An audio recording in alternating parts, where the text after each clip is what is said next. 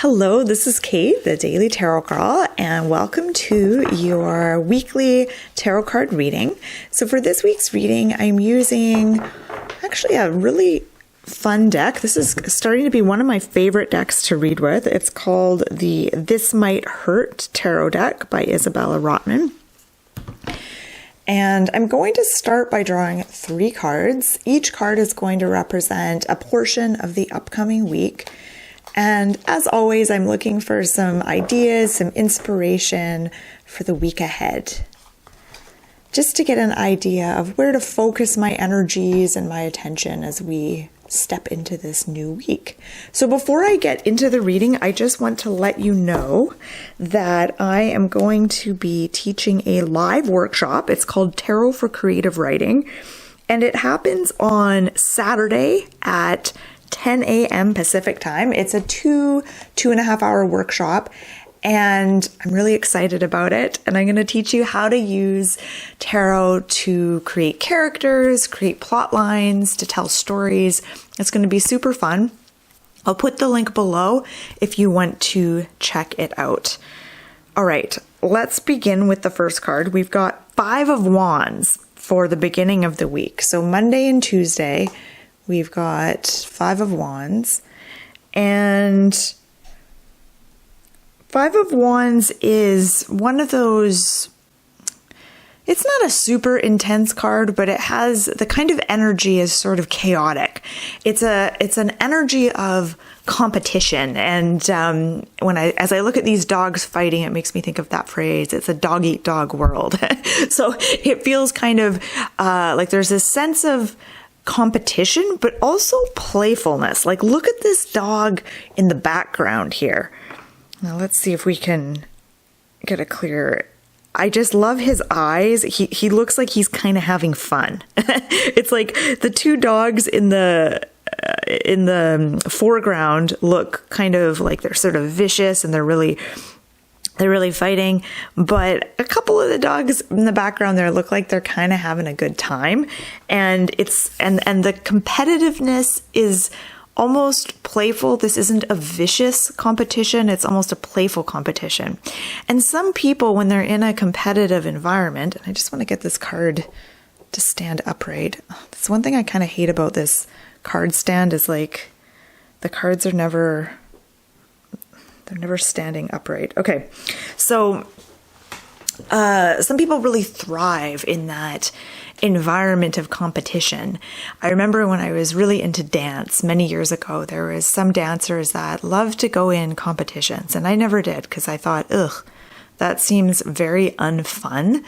And that's the last thing I want to do. But for the people who went into those competitions, they said that it really motivated them to get better at dance. And it was like the driving force that got them dancing is if they were preparing for a competition. So when I look at the 5 of Wands, I think of that energy of competitiveness and how for some of us, that energy is draining. And for others, it's actually invigorating and can be kind of fun. So what does it mean for us for this week? So the beginning of the week. The beginning of the week may require you to kind of tap into that competitive energy.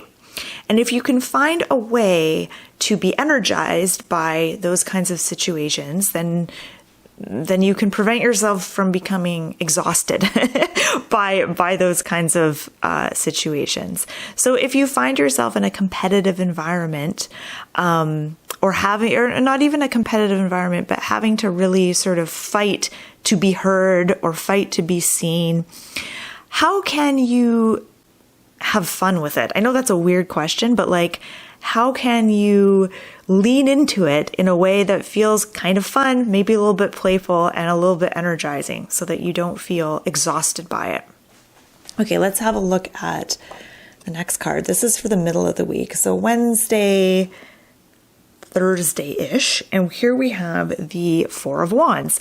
Very, very different energy from the 5 of Wands. It's almost the opposite energy. With the 5 of Wands, we have kind of clashing, we have some butting heads.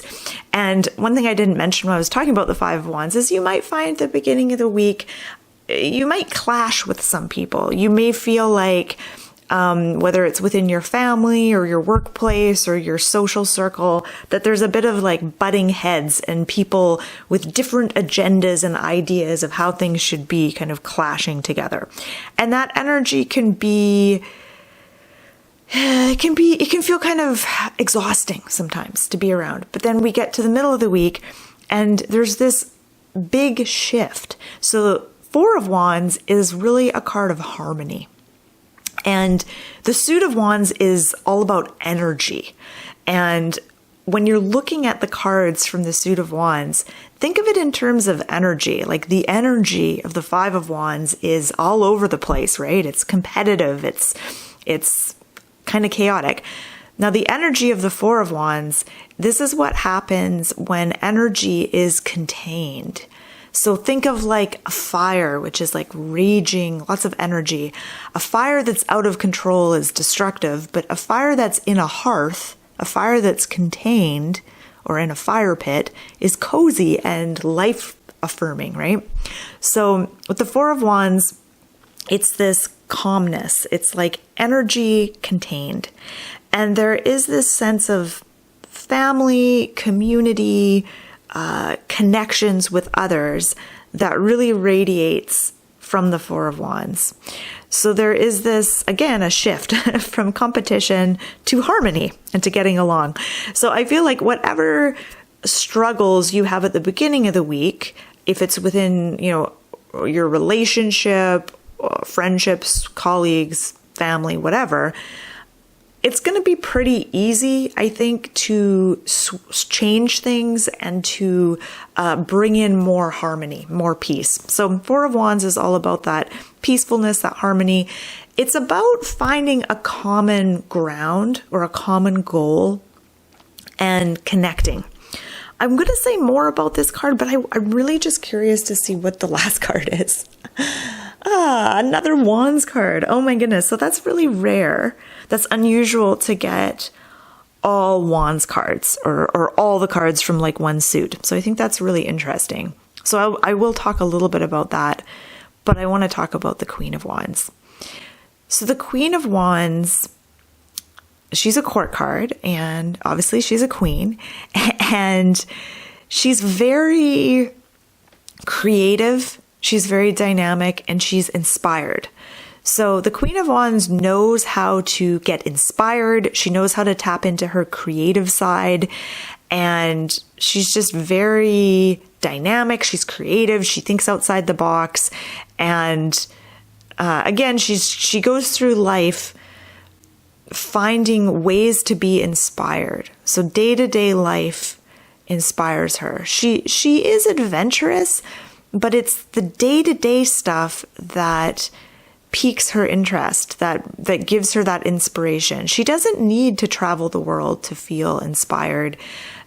She doesn't need to be outlandish and do crazy things to find that energy and that inspiration. She finds it in just kind of sometimes the mundane. So she brings the magical and the creative to the mundane, everyday stuff. Okay, so what does she mean for us? I think on the weekend, this is a really good time to dip into your creative side. This is a time to be creative. And it's funny because I was talking about my creative writing workshop at the beginning of this video. My creative writing workshop happens on Saturday. So this queen is the card of the weekend. And she's not writing, she's drawing, I know, but that's really similar to writing. And I just love the way she's sitting there and she's drawing, but she's not looking at what she's drawing. She's gazing off into the distance. So she's kind of going to this, she's almost kind of zoning out. And I don't know if you ever have that experience when you're doing something kind of creative. You actually aren't necessarily focused on what you're doing. You're sort of in this dreamy kind of world and you're just really in the moment. But you're not overly fixated on trying to be perfect with what you're doing. You're just kind of going with the flow. And that's what the Queen of Wands is really, really, really good at. So I think dipping into your creative side this weekend, and whether that's writing, whether you're going to sign up for my creative writing workshop, or whether that's just sitting and sketching and drawing, or going out and taking photographs, or writing poetry or reading poetry, whatever way you like to experiment and play with your creative side. Okay, so let's look at all of these cards together. Now, I said I would talk a little bit about the significance of wands and the fact that we have all wands cards. So wands, like I said, they represent energy and creativity, but they also represent action. So there's a certain purpose with the wands cards. This isn't just about being creative or having energy. It's about knowing how to direct that energy and how to take action and how to align your willpower, so your will, with your creativity and with your actions, and to get all of those lined up. Because I think sometimes we can feel creative, we can have all these creative ideas, but if we don't take any action, if we don't do anything, it's kind of a little bit pointless. So the wands are all about directing, figuring out how to direct your energy, how to make things happen.